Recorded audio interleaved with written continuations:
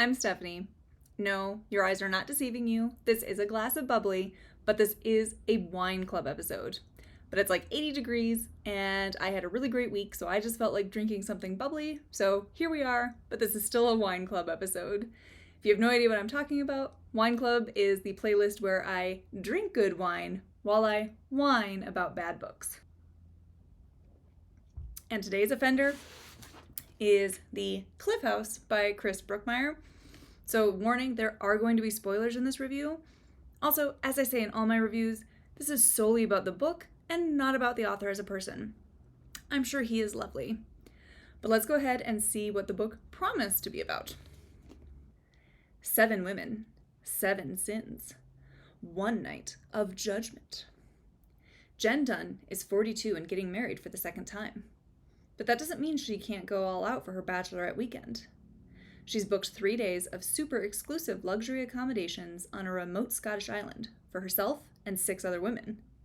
There's Jen's tennis coach and a fellow tennis-playing fashionista, a famous pop star, and that pop star's estranged ex-bandmate, plus Jen's future sister-in-law and the sister of her first husband. The helicopter won't be back for 72 hours, and they have the island all to themselves. Or so they think. As the cocktails flow, old grudges begin to emerge and tempers to fray. Then one of the women goes missing. The others receive a threatening message urging one of them to confess a terrible secret. But whose secret is it?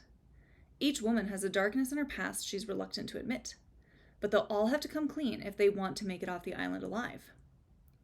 Beautifully written with twist upon twist, The Cliff House is an entertaining, closed-circle mystery that offers a modern take on the classic crime fiction form, proving once again that McIlvaney Prize winner Brookmyre is one of the genre's most versatile talents. So I'll give the back cover some credit, as there sure are twists upon twists upon twists in this. And thriller authors? That isn't always a good thing. I don't need 95 twists. I just need a good story. So honestly, the real problem is just how slow and kind of boring this is. This is a super slow burn mystery. I mean, I guess this is technically billed as a novel of suspense, but I honestly feel more suspense when I lose sight of a spider in my room while waiting for my husband to come kill it. I don't know where it's going to pop out of. I kept waiting for the bad guy to pop out of the bushes in this, and it took forever for them to get a move on. The other problem is how over the top this gets in the end, and in a way, just how convenient it all is. It is amazing. Read. Couldn't happen in real life. Like how perfectly this weekend plays out for the mastermind behind it. So let's go ahead and talk about our cast of characters, their secrets, and why someone is forcing them to confess their sins. So first up, we've got our blushing bride, Jen, her soon-to-be sister-in-law, Samira, her somewhat ex-sister-in-law, Beatty, because would she be an ex if Jen never got divorced and was widowed instead? She's not married anymore. I don't know how that works. Then we've got Michelle, the famous pop star singer, Helena, an old bandmate of Michelle's, and Michelle's best friend when they were kids. And I think both Michelle and Helena knew Jen when they were all kids, but now Helena and Jen play tennis together. Honestly, there was just some confusing connections here that I was like, I don't remember how all these people know each other. Then we've got Nicolette, who honestly, I had to go back to the beginning to reread the introductions to figure out how she fit in. And I couldn't find it, and then rereading that back cover copy, she has to be the fashionista fellow tennis player, because when her chapter first came up, I was like, who are you? Because I don't think we know you. And then there's Kennedy, who is their young tennis instructor. And then there's also this woman named Lauren, who is the property owner of the luxury house that they're staying in for Jen's bachelorette or hen party. And honestly, poor Lauren. She just kind of gets roped into this nightmarish weekend, even though she too has a secret. Everyone has secrets, just like thriller authors. Everyone gets twists. So the women on this trip, could have Gretchen Wiener's hair because it's so big, because it's full of secrets. Like, again, I've already warned you that there's going to be spoilers, but now we're really getting into it. So Jen's secret is the first one that gets, like, alluded to, as she tells the cab driver in the beginning that she's getting married to hubby number 2, and then says hubby number 1 has technically been dead for 3 years, and that was when it was made legal after he was missing for 7 before that. She and Beatty have beef between them, as Beatty suspects that Jen knows more about Jason, so Jen's ex-husband and Beatty's brother, that Jen knows more about Jason's disappearance and death than she lets on, and the fact that Jen never seemed that bothered when he went missing in the first place. We then find out that Jason was really, I don't know if I can say this word on YouTube, domestic problems. He was very controlling and would threaten to hurt both Jen and Jason's children if she tried to leave or say anything. And then he was also into some, like, shady business dealings as well, though Beatty thinks that the story is flipped and felt it was Jen who was putting her brother Jason in danger instead of Jason actually being the one who was inviting all of this stuff into their house. So then we get Beatty's secret, and it's tragic, but I don't know if I would classify this as, like, a secret or sin that she has to atone for, since, like, people already know about it. So essentially, she hit a pedestrian while driving and took his life, but it was ruled an accident, as, like, the guy was walking on a highway while not of sound mind and on some sort of, like, bender. So basically we find out that, like, she wasn't paying attention to the road, and they keep hinting at a bigger secret, but I don't know, because it's not like she purposely sought him out. Like, her secret is just that she was distracted when it happened. I mean, I would kind of hope so if you're killing someone, otherwise you're a terrible driver. Like, please don't go on the roads, or at least stay in the UK and far away from me. So then the secrets just start, like, ramping up from there. So Nicolette's is also kind of stupid, as she's just lying about her job and education, and then isn't telling people that her husband is having an affair, and she's also a self-proclaimed internet troll. Like, she and Lauren are connected, as Lauren's secret is she buys property from people that essentially screws over the seller and was receiving death threats. But wouldn't you know it, it was Nicolette sending those. What a small world. Like, seriously, the scene where, like, Nicolette breaks down and talks about being an internet troll made me wonder if it was supposed to be, like, satire or just funny, but I don't think so. Like, it was a very weird scene.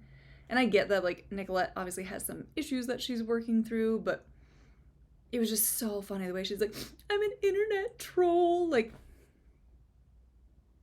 okay. And again, how convenient. What a small world.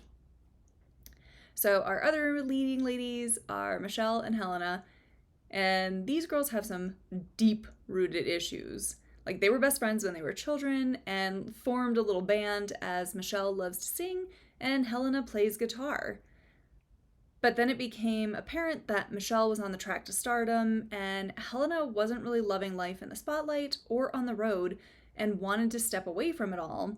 So Michelle found new representation, but then Helena is also furious with Michelle for abandoning her.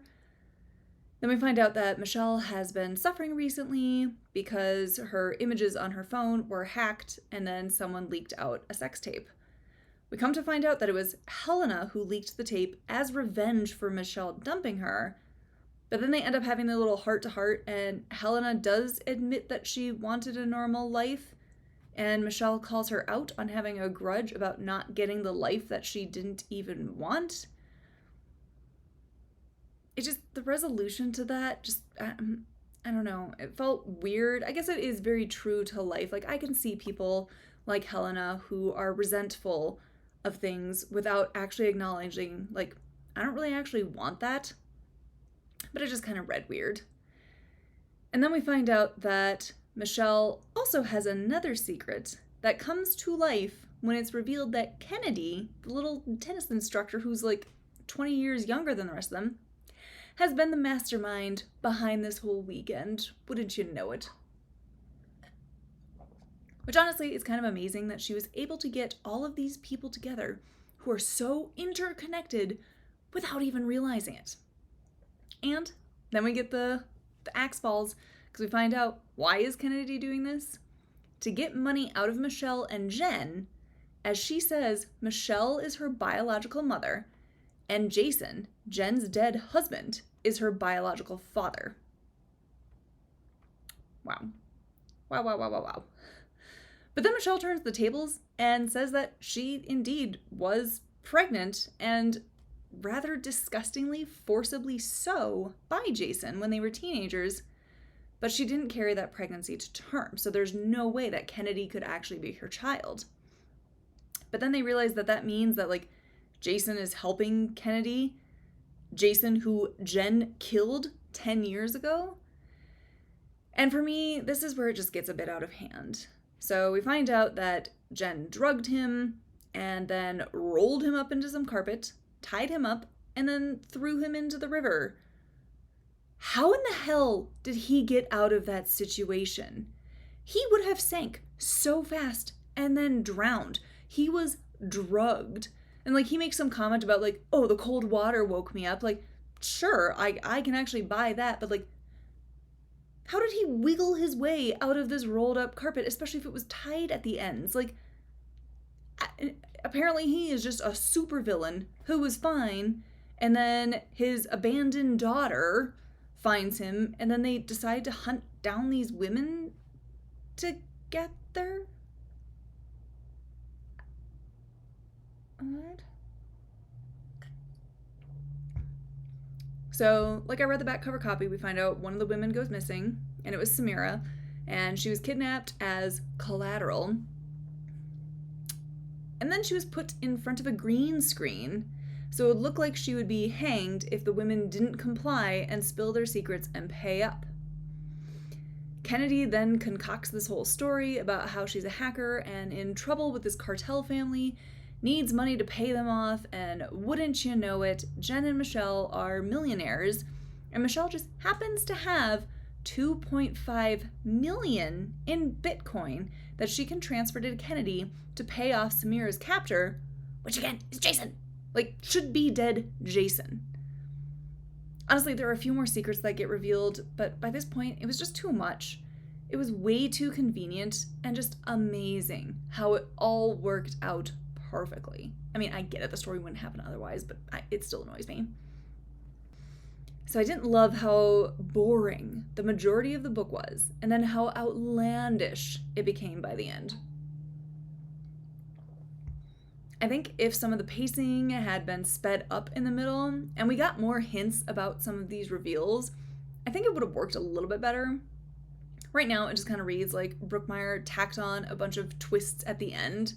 Like, I think there's one twist where, while they're trying to distract Jason before he kills them all, Helena makes some crack about sleeping with Nicolette's husband, which we already know that he was having an affair. But, like, Nicolette hadn't told the girls that. And then Helena's like, oh, I guessed. But then she reveals that she actually was sleeping. What? Make it make sense. I also wanted more suspense and thrills. There are, I think, 3 deaths in this, and 2 of them are the villains. And one is a natural death of an elderly woman who doesn't even matter to the story. Like, come on, man. Make me feel scared that something is going to happen to these women. At the end, I ended up giving this, I think, 2.5 stars because I was bored for most of it. And then I just felt like I was watching a soap opera at the end, with just twist after twist after twist. I still have some lingering questions about how Kennedy was able to set all of this up and infiltrate their lives and work with Jason undercover. But at this point, I just don't care. The premise for this was so great. So if you have other recs for like these locked room, or what did they call this? A closed circle mystery. especially on like a remote island, and it's also an actual thriller, please let me know about them, because I would love to read them. So leave your recs in the comments below. Otherwise, thank you so much for joining me for Wine Club.